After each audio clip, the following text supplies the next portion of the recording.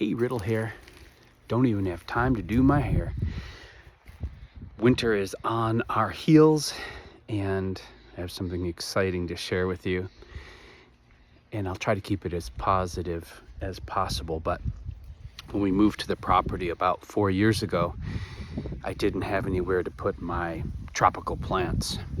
They're really specific. It's a type of fern called a staghorn fern or a platycerium fern, and they need kind of the same environment that a orchid does. So because I didn't have anywhere to put them, I took one of our carports and I bought like a $300 piece of 9mm plastic, dragged it over the top of it, secured it along with some tarps, and this is how they survived for several years. It did the trick. It wasn't pretty, and of course can't enjoy them because they're completely, they've been completely hidden all this time. So literally about 2 to 3 years ago, I got a greenhouse for my birthday from my spouse. Or should I say, I got the greenhouse kit. It went on sale, a 12 by 12. I think it's called the Americana from Costco. It is a plastic greenhouse with an aluminum frame. And in the instructions, they say that you can put it together in just 4 hours. Well, let me tell you, let's try more like 4 weeks. If you get one, the most important part is that when you do, however you do the foundation, it has to be completely level. Because if that foundation isn't completely level, all the other components are not going to match up. And this was very difficult to put together, but we chipped away at it with any spare time we had. And now I have my first greenhouse. It has this cool feature that this window's connected to a thermometer, and when the greenhouse reaches a certain temperature, it opens automatically or closes when it gets too cold. It does have this cable is supposed to be connected to these grounding bars. I don't know what to call them. I'm just going to call them foundation bars to help keep it down in case we get super high winds. I haven't connected those yet. All of this, you start from the bottom and you work your way up, and these slide into the frames, these plastic pieces.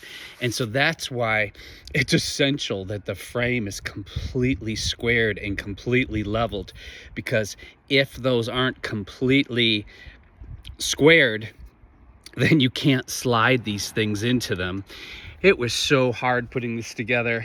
I am not kidding you. I at some point, I just didn't even know if it was going to happen. But it's together.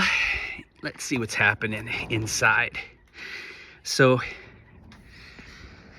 one of the experiments I have going this year is that I've decided to try to bring in my basil and my peppers. I dug these out of the ground.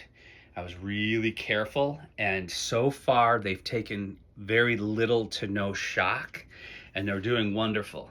And I'm going to see if I'm going to be able to continue to grow these peppers and this basil well into the winter, as long as we can keep the temperature up in here. Now we're in north central California, but we are up in the mountains, so we do get frosts and light freezes, but nothing crazy. All of this that you see, except for the peppers and the basil, were in that other greenhouse. The other carport was actually taller, and I have these 2 champaca trees, and I actually had to whack off about 14 inches from the top so I could fit them in here. But oh well, they needed to be trimmed anyways. This is my platycerium collection. And now maybe I'll be able to get some of the more cool species from South Asia again, because I lost a lot of those because I couldn't keep them warm enough. they're already super excited to be in this humidity finally and in this heat. Now, when I moved everything into the greenhouse, you might not see them right away, but believe it, that there are bugs, lots of bugs just waiting to ravage your plants. And hard bugs like scale. Scale is really hard to kill, and mealybugs. So on all of the plants, except for the edibles, I did a preemptive insecticide, and it's a systemic insecticide, and it's the only one that works for staghorn ferns and also orchids. And I don't even know if I don't think they sell it in California anymore, which is tricky. But this is what I use for my staghorn ferns. And it's a powder, but you can always pour some into water to liquefy it. And then I just pour a little bit up into the crowns and water it in. And that's how I keep them from getting both the scale, mealybug, and the ants from trying to make their homes in the staghorn ferns. So the beautiful thing about a greenhouse, this is my first greenhouse, and the oxygen in here is so amazing, and the warmth. I imagine myself in the middle of winter just coming in here and bringing a book with me and just doing some reading. It's going to be so wonderful. So wonderful. Quite a luxury, and don't I know it. So I'll keep you posted on how the basil does. This is a sweet basil here, and then I've got some Italian basil over here. The Italian basil is a little more minty, and the sweet basil is literally a little more sweet. And I'll let you know how the peppers do and everything, but it's only been about 3 or 4 days. But the main thing is, if you try to bring your peppers in, if you just try to bring them into the house, because it takes so long for peppers to get going in cooler climates, like the season a lot of times isn't even long enough, they tell you have to cut them back, prune them radically. But we decided not to do that. We decided to just try to get as much of the root structure and the feeder roots as possible, give some special food, and just put them in some big pots and see what happens.